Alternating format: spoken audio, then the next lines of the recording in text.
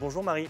Bonjour Thibault. On va parler aujourd'hui de ces aliments protecteurs pour ceux qui sont sujets au syndrome du côlon irritable. Ce fameux côlon irritable qui nous donne mal au ventre, constipation, diarrhée, ballonnement. C'est parfois difficile de s'alimenter avec ces symptômes-là qui sont persistants.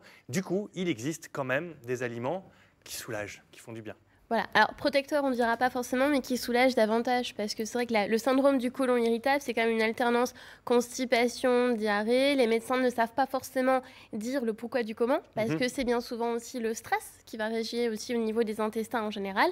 Donc ça peut être des problèmes vraiment d'irritabilité ou de stress en tel, et du coup les gens ne savent plus quoi manger. C'est vraiment le cerveau, en fait. un deuxième cerveau. Tout à fait. Et si on est stressé, du coup, c'est soit on va partir en diarrhée, soit on est complètement constipé, et ça fait vraiment des ballonnements. Donc c'est vrai que le côlon irritable, c'est important justement d'en prendre en charge, parce que surtout, c'est les aliments justement qui vont irriter.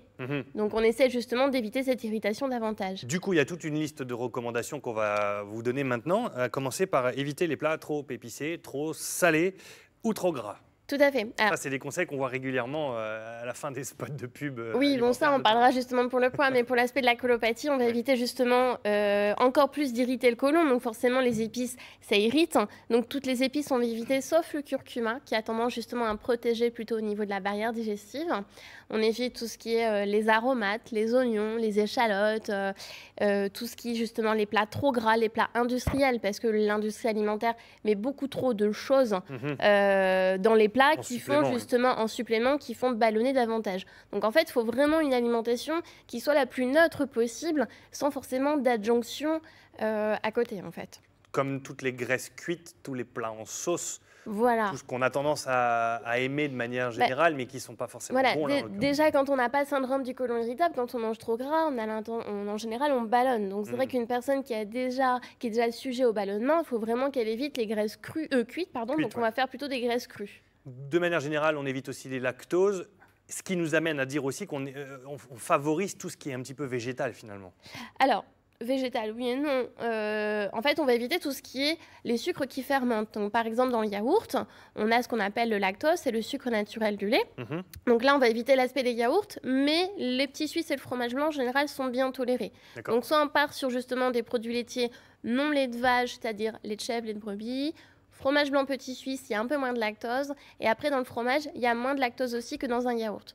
Mais il faut plutôt des fromages qu'on appellera à pâte pressée cuite, comme par exemple un morceau d'emmental, de comté, mais pas du fromage type du camembert qui fermente. Parce que forcément, si ça fermente, ça fermente dans le bidon aussi. Ça fermente dans le bidon et ça ballonne. Donc on n'est pas bien.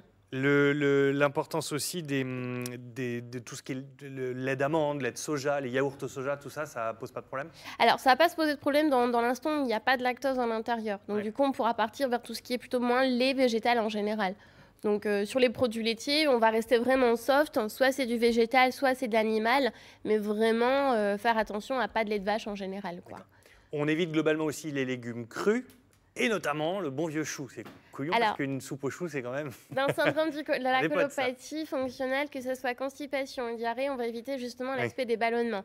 Donc les légumes, c'est là vraiment on va mettre la main mise. C'est aucun légume cru, que du cuit.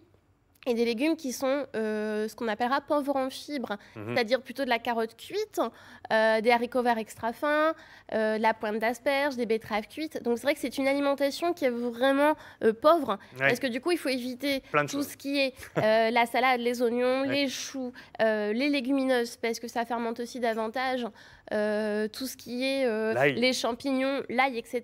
Donc c'est vrai que les gens, ils sont pas trop bien parce qu'on mange pas grand-chose en général. Il faut trouver une diversité dans tout ça. Et du coup, on évite les boissons gazeuses et on évite aussi l'alcool. Voilà, donc on va éviter vraiment tout ce qui fermente. Boissons gazeuses, l'alcool, les fibres alimentaires en général au niveau des légumes, le pain complet aussi qu'on va éviter en général. Donc c'est que du pain blanc. De manière générale. Oui, voilà. Donc on évite tout ce qui est complet. Alors du coup, vous avez vu, la liste est relativement longue pour tout ce qu'il faut éviter, mais il y a quand même des choses qu'on peut favoriser.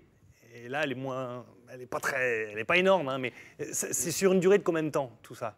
Normalement, c'est à vie, parce que le syndrome de la colopathie fonctionnelle, c'est vraiment à vie, en fait. Donc, c'est vrai qu'il faut faire attention à ce qu'on va manger, mais si vraiment on veut avoir vraiment le peu de ballonnement possible, il faut faire très attention. Donc, moi, ce que je conseille, c'est par exemple un légume par un légume. La carotte aujourd'hui, le haricot vert demain, parce que si on fait des mélanges de légumes, on ne sait pas lequel on n'a pas toléré non plus, quoi. D'accord. Donc c'est vraiment que du cuit, pas du cru, et faire attention à ne pas acheter tout ce qui est industriel non plus, en fait. Les betteraves cuites, le blanc de poireau, les courgettes et les tomates sans peau, les tomates. Voilà, alors surtout oui, sans peau ni pépins, parce que justement c'est l'aspect de la peau et des pépins qui vont irriter encore plus au niveau du côlon, surtout si en plus de la colopathie on a ce qu'on appelle les diverticules, en fait. Donc ça on va éviter.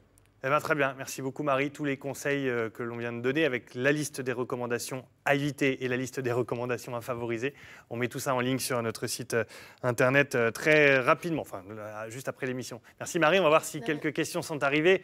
Dis donc, c'est une sacrée cure, hein. Si on a le côlon irritable, il ne reste plus grand-chose. Hein. Véronique a été diagnostiquée du syndrome du côlon irritable il y a 2 ans, elle dit, et avec une alimentation bien gérée, mais aussi quelques séances d'hypnose, ça m'a bien aidée parce que, en fait, on lui a dit que son côlon irrité venait vraiment principalement du stress. Ah oui, ce que vous disiez, Marie. Tout à fait.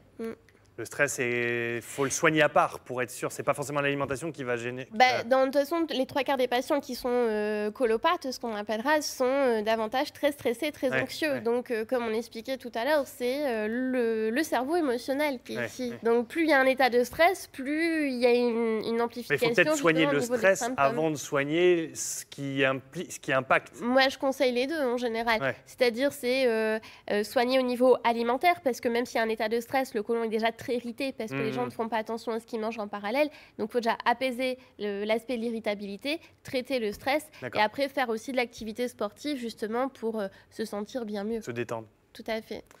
Anne-Sophie. On avait une autre petite proposition, question de la part d'Éric qui souhaitait vous demander, Marie, s'il ne valait pas mieux diviser ses repas, faire 6 petits repas au lieu de 3 plus copieux.